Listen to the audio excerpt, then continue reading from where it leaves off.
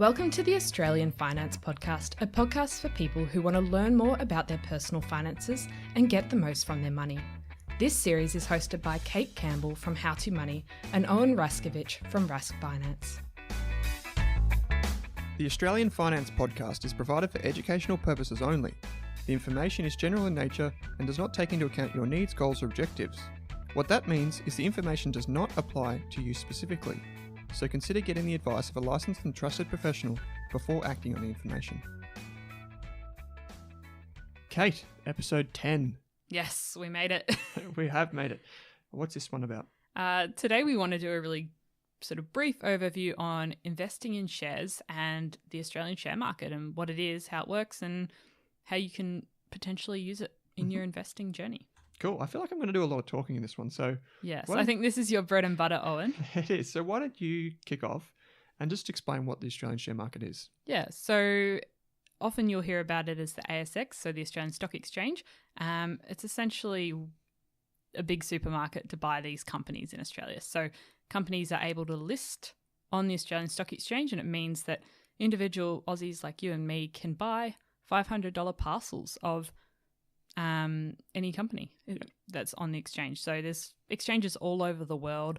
In America, there's multiple exchanges all competing for your business, and some have different purposes. But it's essentially a way that you can buy into companies that you believe in Australia.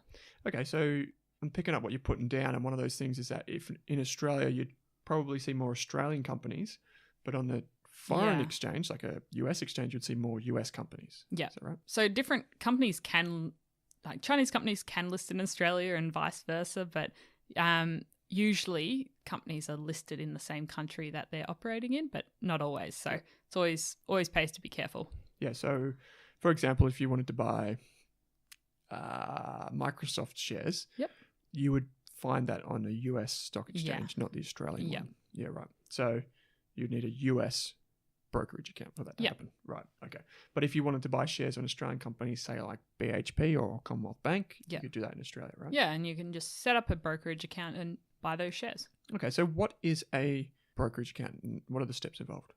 Yeah, so most financial institutions offer brokerage accounts. It's essentially the way you can buy a piece of an Australian company that's listed on the ASX. And there's quite a few in Australia, so it's good to compare them for price. And I think we've mentioned that in an early episode, but I'll link to some comparison sites for brokerage accounts in the show notes.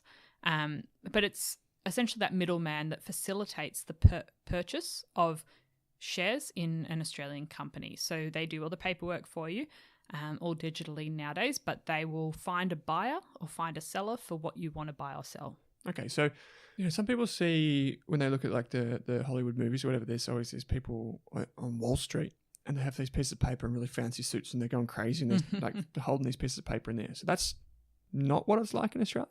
No. Yes. No. Okay. At all. I think it used to be like that. Yeah. But so the pictures you see in the newspapers are not what happens in Australia. It's all really digital nowadays. Yeah. So I should reflect on something. So in Australia a long time ago, we used to be known for our wool exports like sheep. They produce furs and you would use that for whatever. But you would go to a place where you would trade wool. So someone would come in, I've got this much wool, I'm here to sell it. And they would be in this room. And then the room was effectively the market where they would exchange prices and all the rest of it. And then similar thing with shares. There used to be people called chalkies.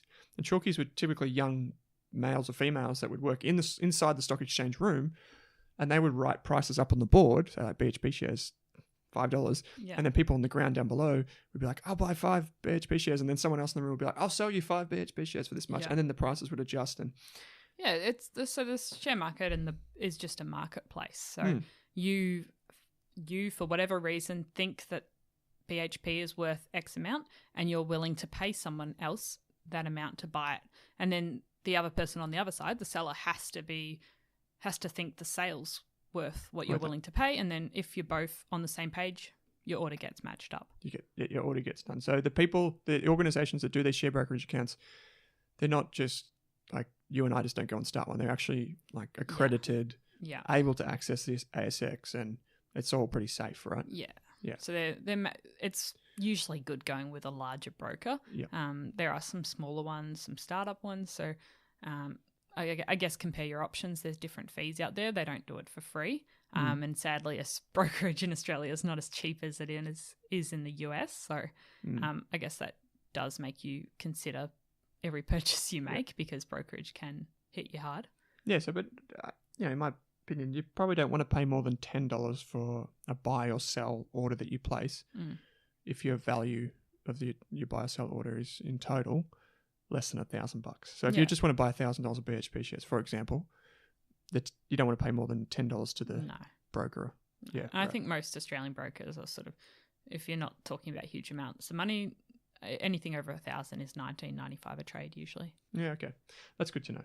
Okay, and that comes out automatically, obviously. So we've talked about the difference between gambling and investing. Investing being longer term. Yeah. You can reliably predict that it's going to do something well. Gambling's more like speculation. That's what we talk about, where you don't really understand what's going on, why things happen, what the risks are, etc. When it comes to shares, can you tell me what they are? What is a share? So it's part ownership in a company. So a company could have as little as 2 shares. You could just be starting a business with a friend and you could have 50-50 ownership of the company and you both own one of the shares each. So the company is made up of 2 shares. So it could be as small as that. You might have a small business and have multiple business partners and have different shares, and someone might have put more money in, so they might own 3/5 of the company. So it can be as small as that. And then when you're on these massive listed companies that have millions and millions of shares, and all sorts of people can own, massive companies can own different amounts of that company. So you can actually choose how much of the company you want to buy, and you want to buy 500 shares. So you own 500 out of X however many there are. However many shares there are. Yeah, I often get this question that it's always like, well, this share is worth $50 and this one's worth $2. That makes the one worth 50 better. And that's not right. No. And the reason why that's not right is that, let's imagine you and I have a pizza, right? We're going to share this pizza between us and it costs us $10. And it's cut into 5 slices or 5 shares, right? If it's $10 and there's 5 shares, it means each share is worth $2. Yeah. But let's say we cut the pizza up into 10 slices instead of 5 slices. Then now they're worth $1 instead of $2. It doesn't necessarily matter if it's $1 or $2. It's still a slice of the same It's pizza. all relative. It's just different way of cutting up the company. The company can choose how many shares they want to issue, how much they want to start. When they initially list on the stock exchange, they can choose how much they want the shares to be worth. So just because it's cheaper or more expensive, it doesn't mean too much. Yeah, like people always say to me, oh, look at these US companies, these big technology companies. They have $1,000 share price. I'm like, yeah, but you get more of the company. Yeah. And it's probably a better company than if you paid 4 cents for some speculative mining company that's operating and hasn't ever made a profit. So it doesn't make a difference. It's what you're getting. Like, if you get a rotten pizza, it doesn't matter if you pay $10 or $2 for it. Yeah. The point is just to focus on what you're actually getting. Yeah, and different people value the pizza differently, so the shares differently, and they'll put different values on it for whatever reason, and then that can shift the price up or down depending on how much value people place on that particular share of the company. Cool. Okay, so we're going to talk about why I like to invest in shares, but before we do that, what are some of the things? Like, what's that kind of like a checklist you like before you start investing? What are some of the things you should be doing? So instead of going out and just when you have your first $500 and buying whatever tip your friend tells you is the next big thing to buy as a single share, it's important to really start learning about how the share market works, and then actually when you figure out a company you like, actually doing some research on them rather than just going out and wasting $500. So I think it's important to maybe have a friend or someone that you can do it with and talk about investing with, just so you can share those things you learn from each other's experiences. It's really good to talk to someone who's already bought or sold a share before, so you get some experience there. Have you actually spent some time to learn how investing works and how the stock market works so you are confident with what you're buying? There's the ASX share game. So that's a good opportunity to even just see how the mechanics work. But there's ways you can, so paper trade, so you can pretend to manage a share portfolio of $100,000 for a year and see how you go. You could just write down what you're buying when and see how that goes. Especially if you're just starting out very small, you might want to practice for a few years while investing small amounts in the background just to see if you can actually do the research yourself. So you might just say, I'm going to imagine that I have $1,000. Just imagine that I have $1,000, and where would I invest that? And then track that over time. Yeah. Okay, cool. There's plenty of podcasts too, right? Podcasts So I think it's important to learn from people as much as possible, to learn from their mistakes. It's good to make your own mistakes, but if someone else has made a mistake already and you can learn from their mistake, if you can avoid making the mistake, then you may as well. So there's podcasts now, there's newsletters. So many of the world's smartest investors, including Warren Buffett, actually fully disclose what they're buying and selling. They write memos, newsletters, they present at conferences. So YouTube, their websites, they put so much information out online. So find the good investors and the ones who are honest about their successes and their failures, because you can learn just as much from the failures, and actually learn as much as you can from them, and maybe take some investing courses. Make sure they're independent as much as they can be, so they're not trying to spruik you a particular small cap. So I guess learn as much as you can. I think Owen's saying an hour a day is a good place to start. So yeah, you don't have to do an hour a day, but we talked about this before, that it's the time that you pay yourself that's most valuable to you in the long term. So for me, that was putting aside an hour a day in the morning to read or to listen to whatever, to watch something that I was learning from. Yeah. And that could be when you're in the train. It could be when you're in the car. Podcasts like this one, hello. It could be just listening or reading something else. You know, it applies to anything. It's not just investing or finance, but even that's an important topic. Are you going to put the time in to learn how to manage your money properly? That's right. Yeah, just a little bit of time each day, and eventually that will snowball, and you'll be very, very confident. The other ones that we've identified are probably just things like having a good budget before you invest. There's no point putting $10,000 in shares, like putting all your life savings in there, and then it falls 10%. You freak out, and then you pull your money out, and all of a sudden you're $1,000 behind. Yeah. The other thing is debts. So we've talked about this in the discussion on credit cards. If you're paying 20% interest on a credit card and you're only earning 5% from your investing, just pay off the credit card. Yeah, paying off your consumer debts first is important. For sure. Another thing is, you've mentioned it, which I will say is just talk to people around you. So I don't know if I've mentioned this, but if he's listening, he'll know who he is. When I started investing, I had a friend, and we did a diploma of finance and just some other stuff because we were interested in it while we were going through uni. And then we went through the newspaper, and he's like, oh, maybe I'll buy this share. And it was probably something like Telstra or something really conservative. I was like, no, you buy the one that goes up 10% the day before. And like this really exciting thing. And so he bought it. And then it just went to like nothing in the next couple of months. But that was Great like, friend you are. I'm he's probably listening. Yeah, you're welcome. That's a really good way just to experience things together. You can just be like, hey, what's a dividend? I'm supposed to get a dividend. How's it work? And then he'll be like, or she'll be like, oh yeah, this is what it is. And I've just learned about that. And then you can share. It's just like going to the gym or whatever you do, just do it with someone. It's a bit more fun. Who knows? One of your uni mates or your colleagues at work might be a secret share investor, and they might have some tips for you and help you get started. Another way is to use a forum or something like that. Just be aware that some people who post there and appear really knowledgeable could be just spruiking or doing the old pump and dump, as we call it. Yeah. So just be really positive about something in the hope that it pushes the share price up so then they can sell it to you. Yeah. So just be aware. And the same as with blogs and all the rest of it and podcasts. There's a lot of patting on the back and people that have weird associations. So just make your mind up, but also and read a variety of sources. Yeah. To make sure you've sort of validated whatever fact from multiple sources just before you make any decisions, because everyone's got an agenda. Everyone's pushing something. Everyone's writing something for some reason.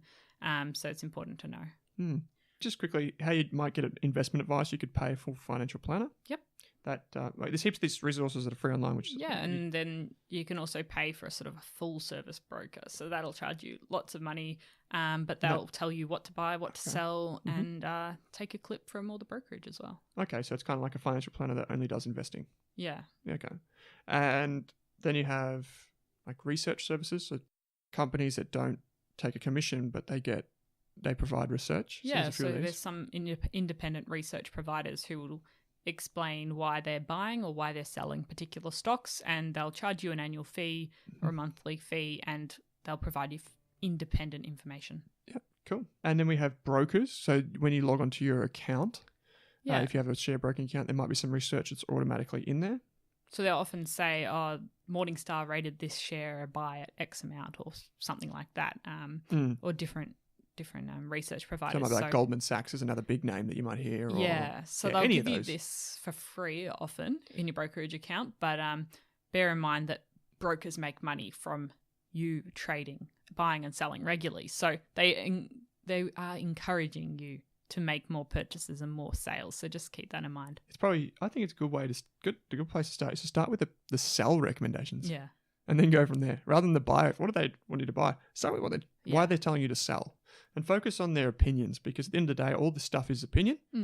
There's the old saying that if you go into a library and there's 500 books on investing, obviously there's no one right answer. Yeah. So it's same with childbirth and raising children. There's no one book that tells everything to everyone. Yeah. So there's opinions, and opinions aren't always right. Yeah. So just sometimes it can be more useful to get the negative opinion, not the positive one. Another good place to have a look is fund managers' websites, because most of them have blogs now where they'll write about what stocks they're buying or selling, which don't necessarily follow what they're doing, but have a bit of a read and follow their process so you can understand different active investors' processes, and you might get some ideas or ways of thinking out of that. Yeah, I think it's a really good way to do it. Just bear in mind that they may have a position in that investment, so they might be overly bullish or positive on it. Yeah. Okay, so I think you've got a hard question for me, Kate. Yes, so I know Owen is a fan of individual share investing, so I wanted to ask you, what do you think makes you better than the market average? What makes you a better investor than just buying an ETF and getting the market average? Yeah, sure. So I should back this up by saying that I'm an active investor. So I invest, I pick individual shares. I'm paid to do that. And I've built my company on that effectively. And to answer your question, I think you need to understand why most active investors underperform. And we talked about that in the last episode with index funds, or the average versus active investors. And one of the reasons is, and one of the biggest reasons is, that they have very high fees. So if you think about a fund manager that takes 1 to 1.5% of your money from you to pick individual shares, so they just take that from your investment, they're 1 to 1.5% behind. So for the math nerds out there, if you have a normal distribution, which just looks like a bell curve, and the average is in the middle, what you're effectively doing is you're moving the entire bell curve for an active investor one way. And then that's why you have a skew in the results. So it looks like 70% of active investors underperform, is because the fees is actually moving the average down, because they have to outperform again. So what that means for people that aren't playing along at home is that the fees are often a big reason why active managers do worse than average. And so what's the way that you can get rid of the fees? Well, there's a few options. You can invest with a no-fee fund manager, so a fund manager that only takes performance fees. And there are some of them in Australia, and they're becoming more and more prevalent, and I expect that they will do over time. Or you could do what I do, and you could invest in your own name. And you don't pay fees to anyone. I mean, you pay a brokerage fee, which is like $10 every time you buy or sell or whatever. But if I buy a share of a company, let's say Microsoft, I don't own that company, but let's say I wanted to buy a share of Microsoft, and I buy it and I hold it for 20 years, there's no fee for me to hold it, at least not with the brokers that I use. So I could buy it, own it, and benefit from that company paying me dividends and doing really well over a very long period of time, and I don't pay a fee for that. So that's one of the reasons. The second reason is that, and this is a contentious one, is that when you take a market average, and this is what we talk about with index funds, it's important to know what the average includes. So here in Australia, the average, the ASX 200 includes a lot of bank shares.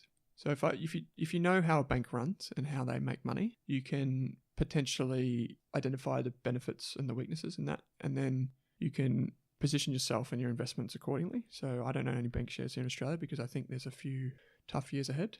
But also mining companies, right? Here in Australia, we have the second biggest industry in Australia behind the banking in terms of the share market is mining. And if you think about the economics of a mining business, you have them paying a lot of money for mines, for restoring the mine site for conservation reasons back to what it should be. You have a lot of cost involved with expensive mining equipment and people. And what I'm getting at here is that when you individually invest or you invest for yourself, you can identify businesses that are potentially better than other businesses. And I truthfully believe that. And I don't mean in the sense of I'm going to get every investment right. I mean that on average, I'll identify better businesses than other investors.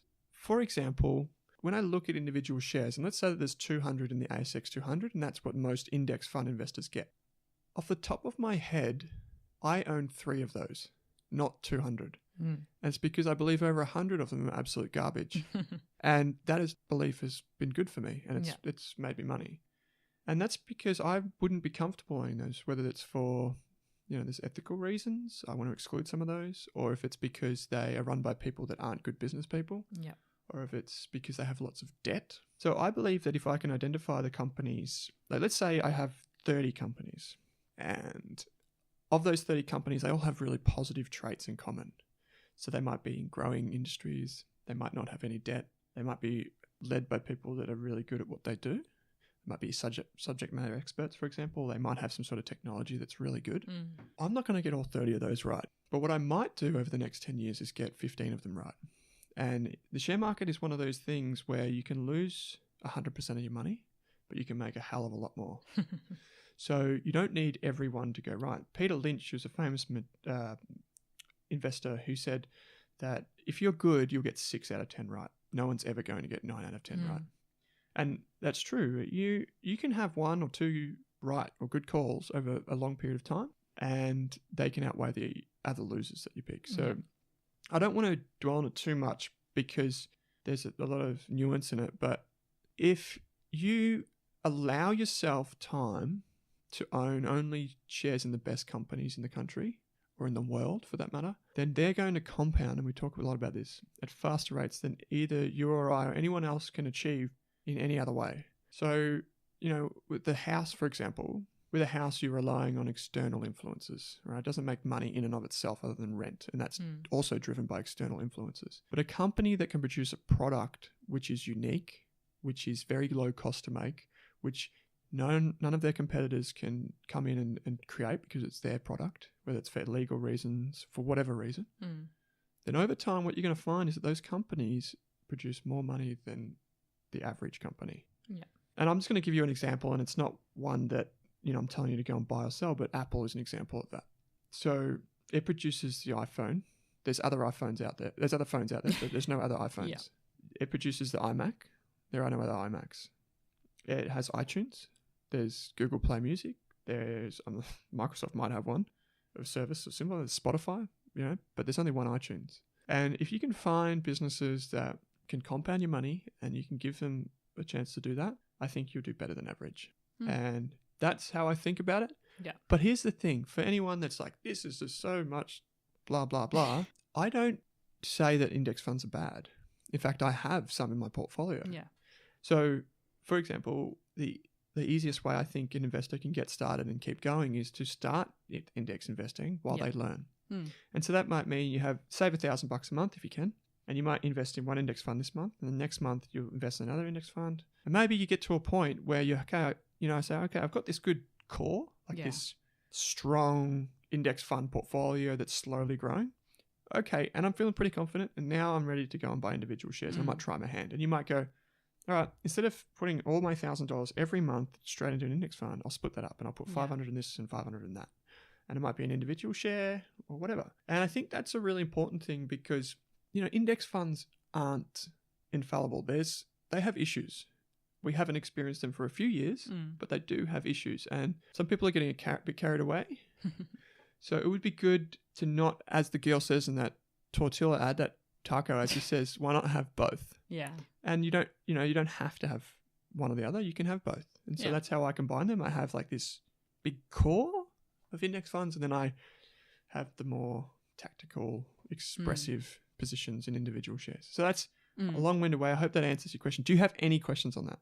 But it's certainly taken you quite a lot of many years and a lot of effort and time to do that. So you have to be prepared to put in the work. Oh yeah, not to blow my own trumpet, but I've been doing this for a while, and I've done a few degrees and all the rest of it. And read thousands and thousands and thousands of different things and learned the hard way with a lot of things. Like I still buy crap companies. Like a few years ago, I bought Slater and Gordon shares. That went from like $7 to like nothing. I've bought companies that did like satellites, or they proposed to do satellites, lost all my money there. And this comes back to it. Like I've had to learn the easy way and the hard way, and I wouldn't change it. Of course, with hindsight, I'd go back and buy all the shares that doubled overnight, but I can't. So, I think too, what we're talking about here isn't for everyone. In fact, it's not for most people. Most people should just stick with an index fund and just accept that that's what they're going to get. I'd say maybe it's probably higher than 90% of people. But for people that are curious about how things work, and for people that have time, whatever amount of time that might be, or people that, just have a genuine interest in finance and business, it's good to become an investor and to learn how things work. Yeah. And mix it up. So you've got your passive and your active investing strategies. Like you could have a robo-advisor. I think you've said to me in the past you had an account with just about everyone. You have like a bank account for this, an investor for that. I tested a few of them out. Yeah, I've recently culled quite a few over the year. But there's nothing to say, unless you're paying excessive fees with each of them, there's nothing to say you can't have a robo-advisor that you put $100 in a month, or an ETF that you put $1,000 in a month, or a property account like a savings account that you're saving up for that you put money aside. Nothing to say you can't do all those things. And for me, with individual shares, it's about having the belief in myself and the confidence that I can do that because I put in the time and I really do my work. Yeah. But it's also having the humility to say that I might not be right and I don't want to miss the boat because I'm not right. Yeah. So I think people that go and say, yeah, I'm the best investor in the world and Warren Buffett come at me, you're going to be disappointed. Most 99.99% of cases, you're going to be disappointed. So don't marry yourself. Someone said to me once that they the way they invest is not in a religious way, but in a spiritual way. So it's not necessarily like you don't just tie yourself to one way of doing something, but you believe in it, but you're willing to accept that there's other ways to do it. Because the stock owes you nothing. That's right. You can't doesn't care about your feelings. That's right. It's not going to go up just because you will it to go up. Yeah. Some people try that and it's actually illegal. But yeah, at the end of the day, it's just going to do what it's going to do. And if you think, and this is one thing that Peter Lynch, one of the great investors, emphasized, is that if you think a product is going to do well, like if you use it all the time and you're willing to pay for it, chances are other people are willing to pay for it too. And that's the hallmarks of a good business. Yeah. And I know you've got some free courses on Rask Finance on how to actually get started with all this share mumbo jumbo. That's right. Yeah. We've got go courses from zero to knowing what you're doing. There's some more advanced stuff on there. Yep. Which are like for the hardcore investors. I don't think I've tackled that yet. Yeah. So don't go straight to that. But we have some some email stuff that you can do as well if you want to be spammed. But there's some free courses that we'll link to. But, and one of them's like this is a step-by-step checklist. Yeah. So it's pretty simple. And so it's a good place to start. Yeah. And we'll link some good books we like on share investing as well. So many good books. That's we'll put those in the show notes, and hopefully that's a starting point for you if this is something that interests you. Yeah, and fire away questions. We're always eager to get questions. Yeah. Like hard-hitting ones from Kate. I love those ones. No, they're the best. They're the best ones. You don't want people, like you and I invest differently, right? That's a good thing for us. We're also at very different stages of investing as well and our journeys. So that definitely, I don't think I have the skills and confidence yet to invest in individual shares, but you're further down the track. So, well, yeah, I might be coming back to your track soon. Who knows? Who knows what the future holds? But no, it's true. And finding people that disagree with you, it's just in all walks of life, is typically a better way to live your life because you'll get answers. You get better answers quickly. Yeah. So, Kate, action points from this episode? Yeah, I think look through the show notes, have a look at some of these free resources and invest in books. Go to the library, get a stack of books out, have a flick through them, listen to some podcasts, and just sort of even explore it as an option. It might be something you do 5 years down the track, and you just start with ETFs for now, but you want to do share investing later down the track. But even now, it's a good time to start learning and just sort of exploring how it all works and start to look at the world around you as investable items. So that's right. You can, everything in your room's probably related to something. Yep. There's some companies are private, meaning they're owned by people that you can't go and buy shares, but most of the big ones in the world, Yeah. the big products that you use are public. So things like, oh look, there's an Starbucks, McDonald's, McDonald's, Apple. Coca-Cola, whoever publishes that book on the table over there, like Yeah. Kmart, this table. So all these types of things, Yeah. you can go and you can get exposure to. And that's why a lot of people get started. They just pick a company that they use every day, like you said, and just explore it more. Yeah, I told my friend to go and buy that that weird little thing, that company that went to nothing. But I actually bought NAB shares, to be honest. I think that was the first thing I bought. Don't know how long I owned it for, probably like 4 seconds. But I ended up buying NAB shares because it's the only company I could think of that I used. Yeah. Yeah. So I held Telstra for a hot minute. I did too, yeah. I had no idea what I was doing at the time, so that didn't last long. But that's true, right? That's how you do it. Yeah. So that's how you get started. So Kate, questions. How can people reach out to us? Get in touch with myself at How To Money Australia on Twitter and Instagram, and www.howtomoney.online if you have any feedback, suggestions or questions. Cool. And raskfinance.com is the place to find some show notes and a question function. You can just put in a question there. And I'm Owen Rask on Twitter. It's Owen and Rask. Thanks for joining us. Thanks, Kate.